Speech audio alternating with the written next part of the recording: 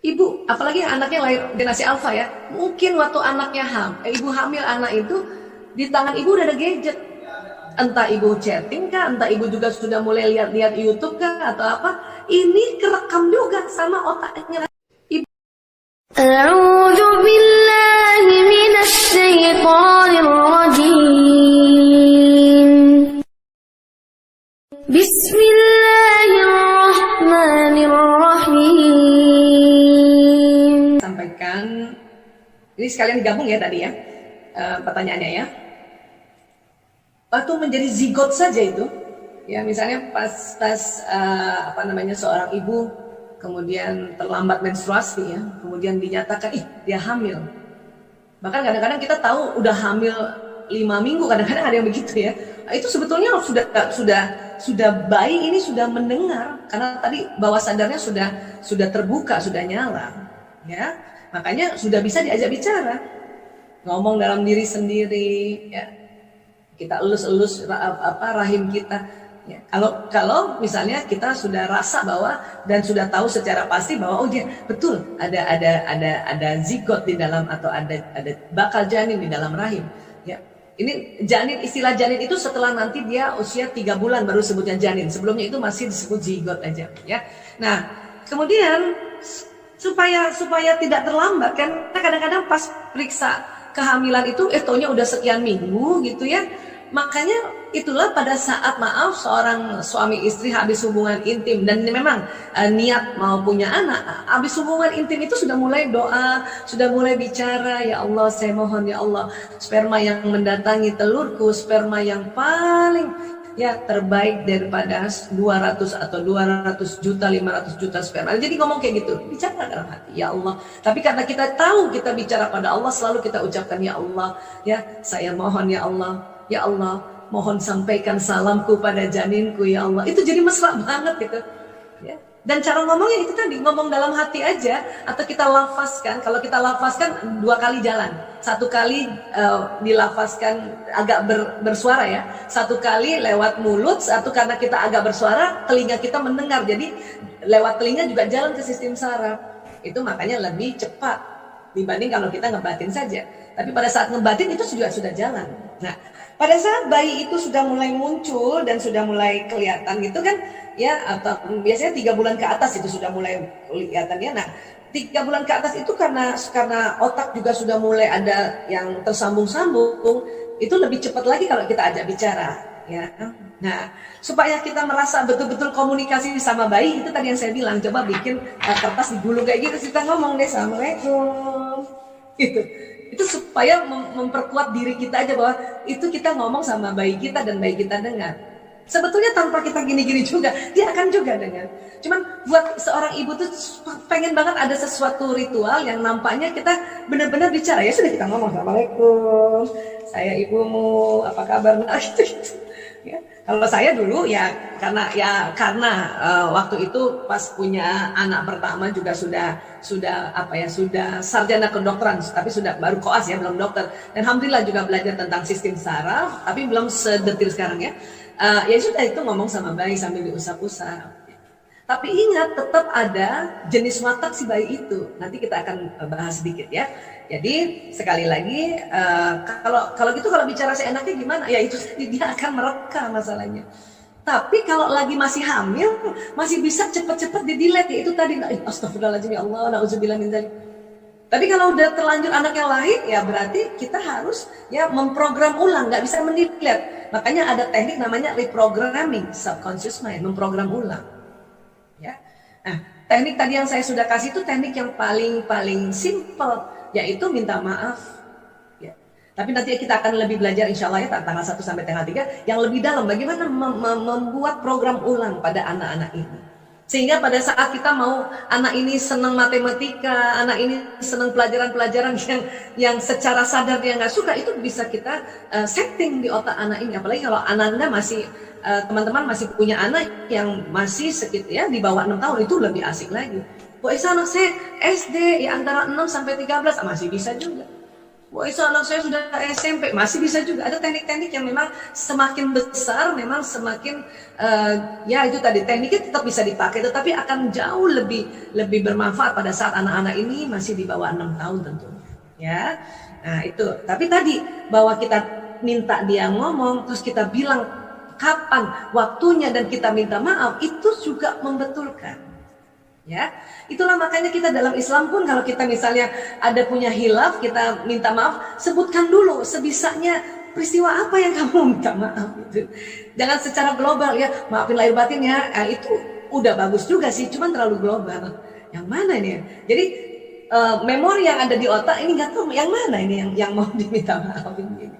Sama suami juga gitu, ya, ayah aku minta maaf. Kenapa? Suami kan bilang gitu, kalau laki-laki mukanya rata gitu kan, apalagi sama istrinya tuh. Apalagi kalau udah di atas 5 tahun berumah tangga, muka rata itu. Ya, kenapa kamu minta maaf? Kan gitu ya. Cerita aja.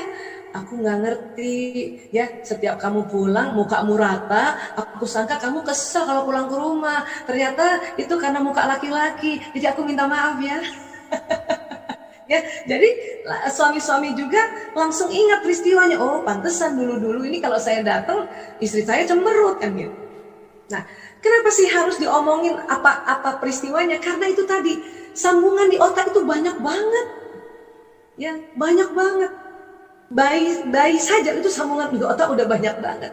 Jadi kalau dia ibarat rak buku, ya, itu banyak banget buku-bukunya. Nah, kita mau tata ulang.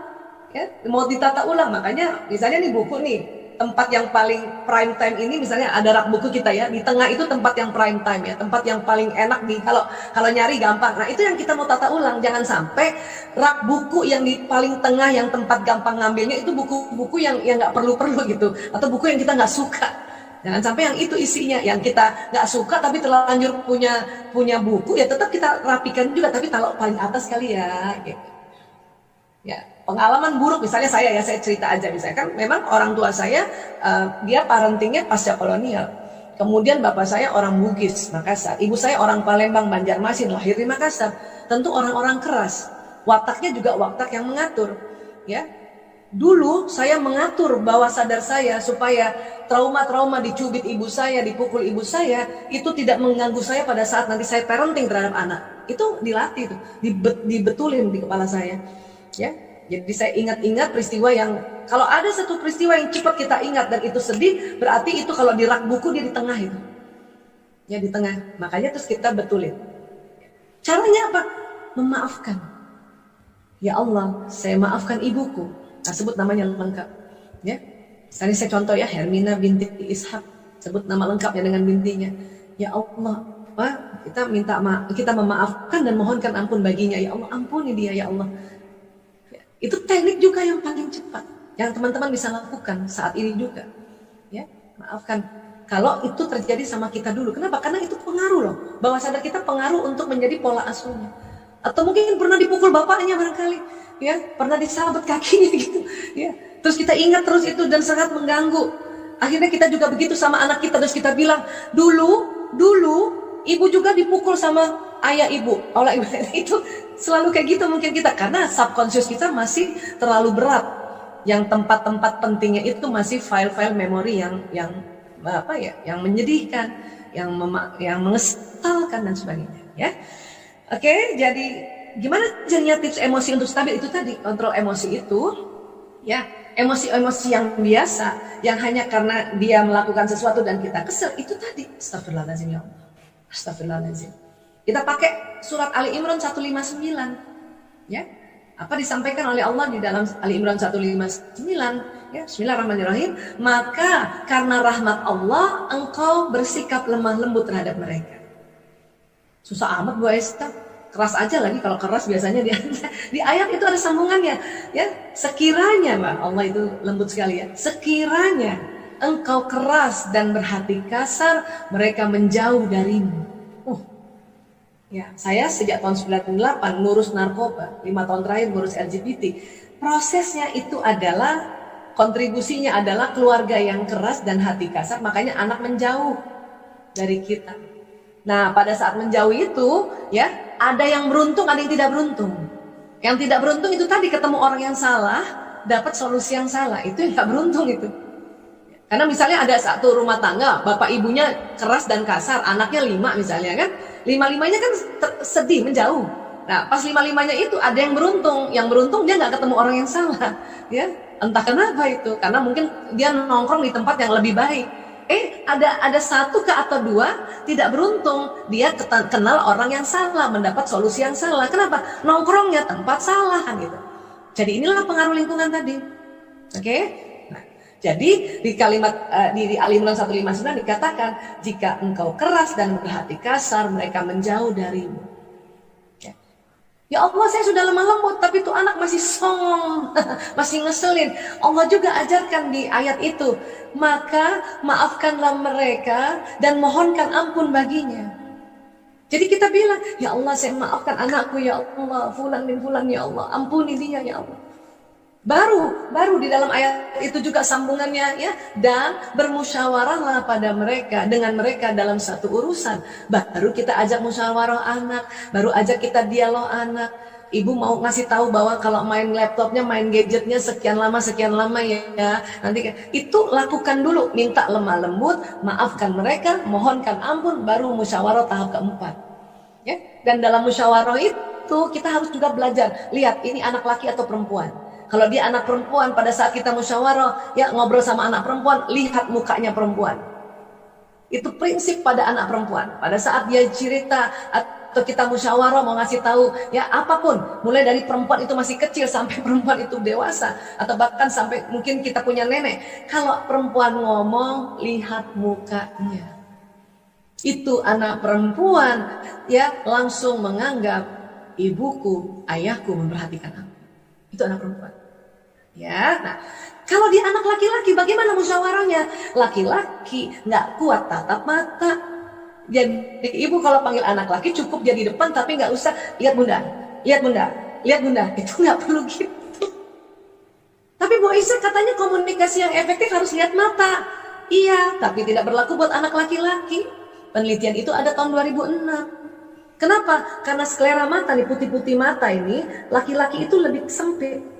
Perempuan sklera matanya lebih lebar, lebih luas. Makanya perempuan senang kalau ngomong lihat muka dan tatapan mata. Laki-laki nggak kuat. Pada saat ibu paksa, ibu liatin matanya anak laki-laki akan begini nih Bu.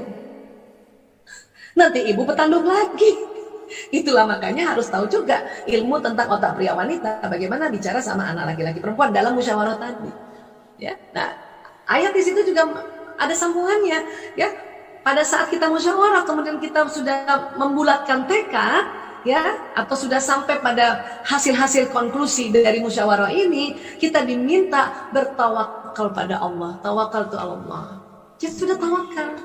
Jadi kalau kita musyawarah sama anak, negosiasi, buatlah, ya, hasil negosiasinya win-win solution. Enak buat orang tua, enak buat anak. Ya. Tapi gimana Bu Aisyah, nanti dia main gadget juga? Lah, kan ini eranya gadget. Eranya gadget. Ibu, apalagi anaknya lahir generasi alfa ya. Mungkin waktu anaknya ibu hamil anak itu, di tangan ibu udah ada gadget. Entah ibu chatting kah, entah ibu juga sudah mulai lihat-lihat YouTube kah, atau apa. Ini kerekam juga sama otaknya bayi, otaknya janin. Di bawah sadarnya.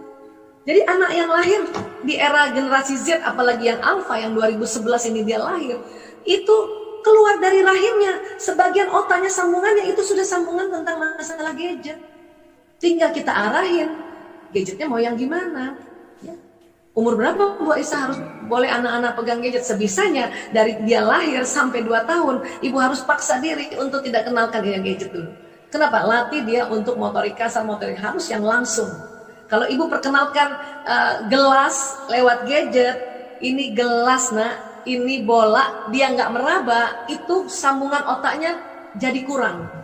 Tapi kalau anak kecil, ini misalnya bola nak, terus dia ngeraba, nah sambungan otaknya akan jadi lebih banyak.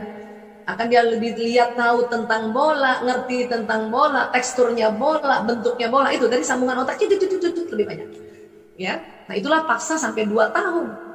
Tapi kakaknya udah lihat kita harus pintar juga ngambil adiknya, tidak memaksa, ajarin kakaknya bisik-bisik. Ibu kalau lagi ngajarin anak-anak balita ingin memberitahu bahwa ya kamu pindah ke sana ya supaya adik nggak bisik-bisik. Apalagi anak usia seneng seolah-olah kayak detektifan. Kita mau ngasih tahu kekeliruan dia. Apa Umi? Apa Bunda? Ya, main gadget cari kabar. Ya. Kenapa? Adik bayi belum 2 tahun. Gitu, dia seneng. Oke. Itulah ciri-ciri anak-anak juga, apalagi anak laki-laki, dia seneng kayak detektif. Ya. Bahkan anak saya sampai gede pun kalau saya mau tegur perilakunya terhadap anaknya, ya, kalau kamu bully adikmu dia sedih. Ya, itulah teknik-teknik yang unik memang sebetulnya untuk kita bisik-bisik supaya masuk ke bawah sadar ini anak dan anak ini nggak malu. Ya, nah gitu. Jadi sekali lagi ya ini beginilah sebetulnya kerja otak. Jadi Bunda pas lagi emosi segera juga istighfar, astagfirullahaladzim ya Allah, ya mohon lemah lembut ya Allah, saya aku ya Rob, ya ampuni dia ya Rob. Itu teknik itu 3 baru ajak bicara lagi. Oke, jadi kira-kira seperti itu. Insya Allah ini bisa menjawab apa yang ditanyakan ya. Mohon maaf kalau misalnya kurang pas ya. Alhamdulillahi Rabbil Alamin.